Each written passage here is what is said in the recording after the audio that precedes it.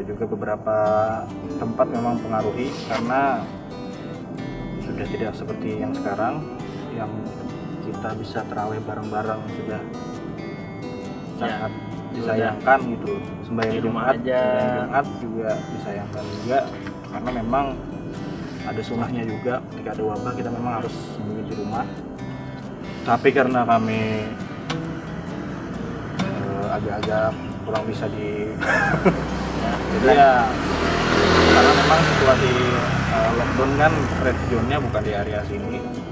Alhamdulillah kami yang ada di daerah Kalimantan Selatan, tapi yang di sebelah, tidak di ibu kotanya gitu. Jadi sementara ini di Kalimantan Selatan itu ada 229 pasien positif COVID-19. Terus yang orang dalam pemantauan ODP itu 1120, PDP itu ada 42. Nah, yang sembuh itu ada 32 orang. Terus yang meninggal itu ada 17 orang. Jadi untuk Kabupaten Tanah Laut ada 13 yang positif, Kota Baru ada 1, Kabupaten Banjar ada 18, Barito Kuala ada 38. Wow, lumayan ya. Barito Kuala ini nomor 2 setelah Banjarmasin. Terus ada Tapin ini ada 11, terus ada Hulu Sungai Selatan 4, Hulu Sungai Tengah 3. Nah, ini yang hebat ini, Hulu Sungai Utara. Hulu Sungai Utara itu dia tidak ada pasien positif. Di Hulu Sungai Utara dia hanya ada ODP itu 12 orang. Nah, terus selanjutnya ada Tabalong 6 orang, ada Tanah Bumbu 31 orang, ada Balangan 2 orang. Nah, ini Kota Banjarmasin paling banyak. Kota Banjarmasin ada 77 orang positif COVID-19 dan Kota Banjarbaru ada 25. Jadi bagaimana ini? Jadi untuk rekan-rekan yang ada di Banjarmasin dan juga di seluruh Indonesia khususnya, tolong apabila memang di daerah kalian memang sudah red zone atau sebagian besar orang atau ada beberapa orang di wilayah kalian juga memang sudah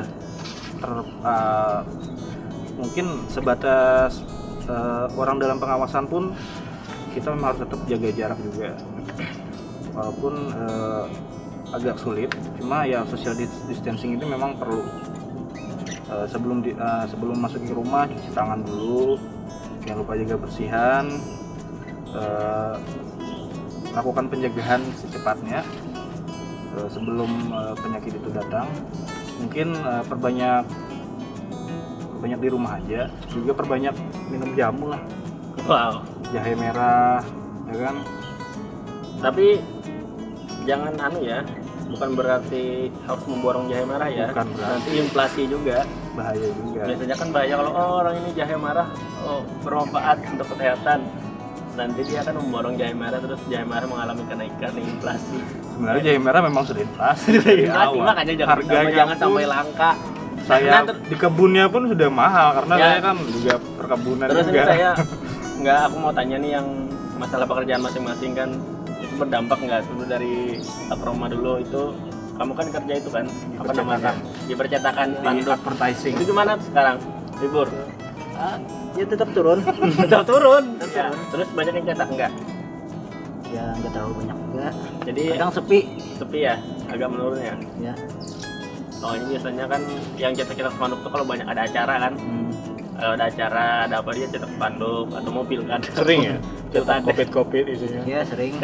karena acara ini lagi jadi beralih ke cetak Covid cuma agak sepi juga kan. Ini gimana bisnis sayurnya? Aduh. Ini Apakah sayur lagi lesu. Jadi bagi rekan-rekan yang memang perkebunan juga, bagi yang para pengepul sayur, memang untuk situasi wabah seperti ini mohon dimaklumi jika ada gitu. Jika ada sayur yang memang, jika ada barang yang memang perputarannya susah. Terus? Jika ada memang barang yang susah laku, Ya. sampai 2 atau 3 hari baru habis.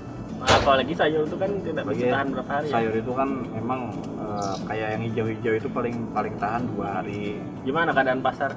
Keadaan pasar untuk saat ini, untuk saya lihat dan saya pantau, dan saya juga pemain pasar, untuk pasar di daerah Plehari memang kurang sangat lesu lah di itu. Yang biasanya barang habisnya 10 pikul, yang habisnya biasanya 10 kilo, 20 kilo satu harinya atau sampai 50 kilo biasanya kalau rame. Sekarang memang paling habisnya 3 kilo, 4 kilo. Berdampaknya, yang terdampak kan kita yang jualan ini memang susah gitu loh. Untuk eceran saja kurang begitu ada. Karena untuk pasar yang lebih diminati mungkin karena pokoknya ikan Ya. dan ayam. Jadi orang lebih fokus ke ikan dan ayam. Tapi katanya harga ayam turun ya? Memang harga ayam turun. Ya. Karena gini loh. Ya. Pasar ini kan memang lagi sepi. Ya. Orang Jadi juga otomatis banyak. orang juga nggak terlalu banyak uang di kantong. Iya. Jadi orang lebih nggak memilih beli. kalau memang harganya mahal mending nggak beli sama sekali. Nggak boleh sama sekali. Begitupun sayur. Kalau sayur pun mahal, untuk mohon dimaklumi karena memang kita kondisi seperti ini untuk inflasi barang tuh agak susah. Kebunan juga mungkin Jadi mengalami jarang ada yang penurunan, ya? pesan atau mungkin barang di kebun nggak ada yang pesan, orang kebun mudik Mungkin. sendiri nganter ke pasar kan ngobrol, jadi barang tuh langsung terkejut, langsung mungkin kaget turun. karena restoran pada tutup. Restoran tutup tuh Ya, udah pasti, tapi orang yang nggak ada orang yang keluar rumah gitu, jarang. Paling orang keluar rumah sebentar-bentar aja beli barang bahan pokok untuk dimakan atau telur atau ayam, sayur sedikit-sedikit pulang. Kalau dulu kan sektor konsumsi itu biasanya kalau ada Untuk orang bulan yang Ramadan sih Iya. biasanya kalau orang yang ada mengadakan acara buka bersama barangnya di yang kurang. restoran dia Kalau kan untuk Ramadan nyetok itu terus ada kenaikan. stok barangnya yang kurang, malah kurang biasanya. Makanya barang itu kalau sudah di bulan Ramadan biasanya sampai tembus, kayak Lombok aja bisa tembus. Tapi kita sampai ini ada 100.000 bantuan nggak per sih? kilonya. Nggak ada bantuan nggak sih? Memang ada bantuan kan sembako, cuma kan namanya bantuan itu kan terbatas. Ya palingan juga datangnya juga nggak tiap hari juga kan. Sedangkan Kecuali- orang perlu makan tiap hari kan. Kecuali ada lah kita tuh kayak acara gitu loh, dan sponsori oleh para perusahaan-perusahaan yang ada di Kalimantan Selatan untuk mengadakan mungkin itu konser amal atau mungkin itu Enggak juga sih, konser kan nggak bisa tuh. Bisa Nggak live bisa. streaming. Orang nggak mau bayar streaming. Itu kemarin terakhir konser juga live streaming, cuma kan yang penting pengumpulan dana dari sponsornya, bukan pengumpulan dari masyarakat. Cuma kan bukan. sponsor juga dari perusahaan kan lagi lesu juga. Kalau perusahaan sih kalau kita bicara masalah timbal balik, ada perusahaan yang diuntungkan, ada juga yang dirugikan. Apa perusahaan yang diuntungkan? Yang pasti Selain perusahaan alat kesehatan.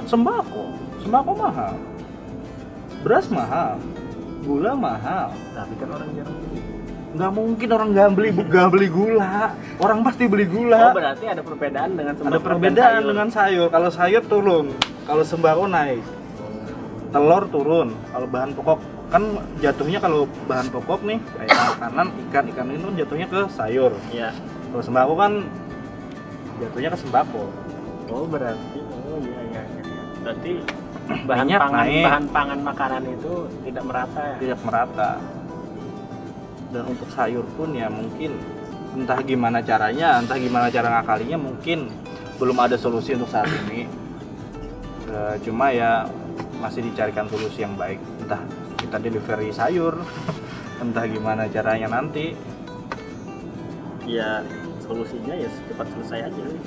Kalau cepat selesai itu pasti orang maunya cepat selesai, cuma kan yang kita ini kan terdampak. Kalau terdampak nih kan kita pasti ada masa ketakutan. Tapi cicilan Dalam rumah artian tetap bayar nggak sih? Cicilan rumah kan katanya tetap dibayar, sebenarnya kan tetap nggak dibayar. Ya, Kan? tapi Kalau dari Jokowi kenyataannya. tapi kenyataannya kan tetap ditagih. Oh. Kenyataannya sih entah gimana ya. Ya. Seharusnya kan kalau sudah pemberitaan presiden memberitahukan, jangan terlalu bertele-tele gitu loh, alasan A lah, B lah, C. Ini kan kita tahu juga pasar lagi Ya. lesu, mungkin ekonomi kita belum tentu membaik dalam waktu yang cepat.